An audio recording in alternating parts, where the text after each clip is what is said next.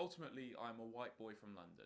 I'm not a black North American athlete, so I'm not best placed to speak on where and how racial discrimination exists for black athletes in North America. Nevertheless, it's a topic I'm passionate about, and I hope to shed a light on this societal issue, no matter how small the potential beam from my light is, in hopes that my project can provide a positive impact in this society.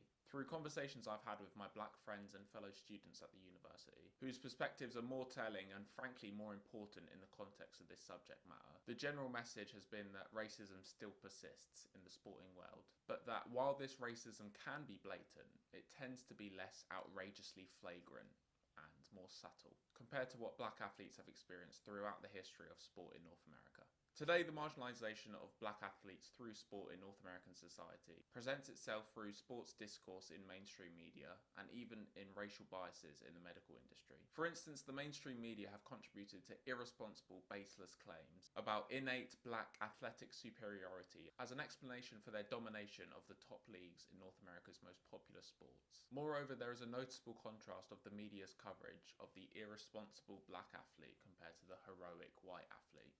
The racial biases in the medical industry can be seen by how black athletes are undertreated for pain in comparison with their white counterparts. One mainstream piece of evidence is an article in The Guardian by academic writer Regan Griffin Jr., which features a discussion of how the concept of black innate athletic superiority is a myth. Griffin puts forward how the actual explanation is that black children are given fewer lanes to venture down, hence their domination in a small number of sports, as a result of societal stigma around black athleticism and black intellect. What this means is that black children are pushed into sports because they are made to believe they are athletically gifted but not intellectually gifted, as black kids in this country are taught by society to believe that they, simply because of the colour of their skin, have limited options. This can even be seen in sports where black athletes are praised far more often for animalistic traits of being freaks of nature and athletic specimens, rather than humanistic qualities of having a world-class mentality, for example. Griffin discusses how if one listens to the manner in which black athletes are discussed today, they will find traces of the same prejudiced ideology. Griffin highlights Buffington's study, which found that observers of basketball are likely to recognise a black player's strength, speed and athleticism before other traits such as leadership and IQ. Black athletes are lauded for their natural physical abilities, far more than their intellect and diligence, a recurring theme in the perception of the black body. An alternative piece of empirical evidence, which supports this idea that black athletes are discriminated against in North American media, comes from an interview with Will Clay, a former two-time Olympic silver medalist in triple jump. Clay notes how black athletes are viewed in a similar way to slaves 400 years ago, as they are looked at not even as a human being. Clay describes how he has always been a good athlete, and so he has always been seen by white men like a horse. This is like horse racing, and we're a great breed, he says. Like the Griffin article, this also highlights the animalisation of black athletes in North America. Long-distance runner Mohammed Ahmed asked for efforts on the community level and for universities to be more inclusive. He highlighted how his former coach Mick Byrne called him to ask about his experience, asking for input on what can be created to have an impact for student athletes. Will Clay was also asked to describe what it's like being a black man in North America. It's a constant weight on your shoulders because you are at a disadvantage for everything. And you're already seen before you even open your mouth and take action. You already have a stain on your resume. This research differs to the Guardian article in that Griffin is an academic writer while Clay is a professional athlete. However, that makes this interview a more direct example of the presence and issue of racial discrimination against black athletes in North America. Regardless of the difference in style of evidence, both of these black sources point to there being an overwhelming problem with racial discrimination against black athletes in North America. In another fascinating Guardian article, Andrew Lawrence discussed how the myth of natural talent is used as a weapon against black athletes. Lawrence mentions as an example how former CBS lead sports reporter Jimmy the Greek, at the age of 70 and 8 years before his death, claimed that black athletes had an athletic advantage from birth dating back to slavery. This ended his career with CBS, but Lawrence notes how these dismissive, prejudiced ideas remain. The article mentions studies into sports discourse in North American media and how black athletes are depicted as naturally talented on the field and criminals off the field, while white athletes are depicted as gritty and mentally strong on the field and heroic off the field.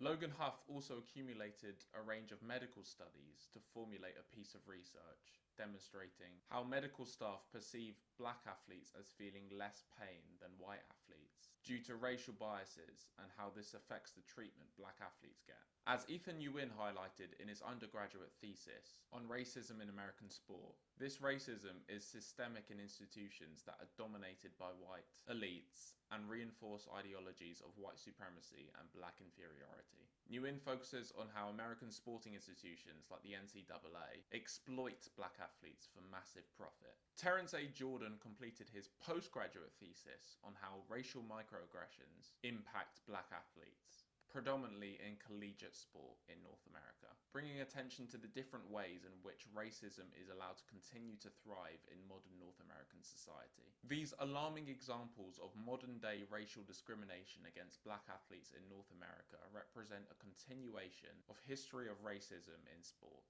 After the Civil War of 1861 to 65, the US remained divided, as black people were still treated as second-class citizens. America were blatantly racist in governance, as the Jim Crow laws and racial segregation were enforced until 1965. From the very origins and rise of American sport throughout the 1800s, there was a sense of an exclusive brotherhood culture among white men. At a time when sports were unrecognizable compared to what the industry is today, and was typically associated with impulsive, sinful behavior, an oppositional culture to this anti-sport religious group grew. Typically gambling-based and saloon-located, and it consisted of white men. As time moved forward, and sports began to embed themselves more firmly into society, racism persisted. In the early 20th century, when boxing was arguably the biggest sport in the world, Jack Johnson became the first black heavyweight champion of the world, the sport's biggest crown. His race dominated discourse around him, and Johnson even lent into it, which antagonised the press and society even further against him as a black man, earning him more money as he was able to sell fights as the villain in the narrative. Newspapers reported days when he won as dark days, and looked to a string of white challengers as what they coined the Great White Hope. Jack Johnson famously said, "I'm Jack Johnson, heavyweight champion of the world. I'm black. They never let me forget it. I'm black all right, I'll never let them forget it." The New York Times were quoted as saying, "If the black man wins, thousands and thousands of his ignorant brothers will misinterpret his victory as justifying claims to much more than just physical equality with their white neighbours." However, eventually this societal racism against Johnson as a black athlete transcended just outright racist nonsense in the media, as Johnson was convicted by an all-white jury and sentenced to a year in prison in 1913. Under the Mann Act of 1910 for events in 1909. The act stated that it was a crime to transport women across state lines for the purpose of prostitution or debauchery or for any other immoral purpose. This is purposefully vague to be used against people they didn't like, allowing for unfair racist convictions against people such as Jack Johnson. This vilification of black athletes continued throughout the 20th century, most notably with Muhammad Ali, who was vilified for refusing to fight when drafted for the Vietnam War. Major League Baseball spent years refusing to allow black players. It wasn't until the dictator of baseball, MLB Commissioner Landis, died that Jackie Johnson was allowed to be the first black baseball player allowed to sign for an MLB franchise. He spent his career dealing with racist abuse from fans, reporters, opponents, and even teammates, but he still went on to have a successful career. While racism typically isn't as blatant against black athletes in North American society in the modern era,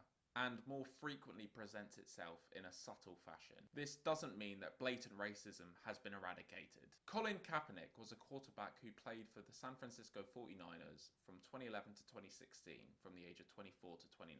In his first year as a starter, he made it to the Super Bowl in 2012, where the 49ers lost narrowly 34-31 to the Baltimore Ravens. The following year, the 49ers narrowly missed out on an immediate return to the Super Bowl, as Kaepernick led the franchise to the NFC Championship game, where they lost narrowly 23-17 to eventual Super Bowl winners, Seattle Seahawks. This demonstrates how Kaepernick was playing at the elite level of the sport, and yet, only 3 years later, he was unable to find a team to sign him, after a season of kneeling during the national anthem in 2016, as a form of protest against racial injustice and oppression, as well as police brutality. This time period coincided with the election of Donald Trump as president, who publicly spoke out against Kaepernick, as the media branded him as unpatriotic.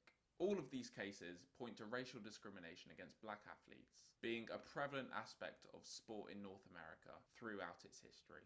Ultimately though, I'm a white boy from London. I am not a black North American athlete. I appreciate my perspective on racial discrimination against black athletes in North America doesn't hold much weight. It is just my hope that attempts to engage with communities such as this one and spread messages such as this one can have a positive societal impact, however small.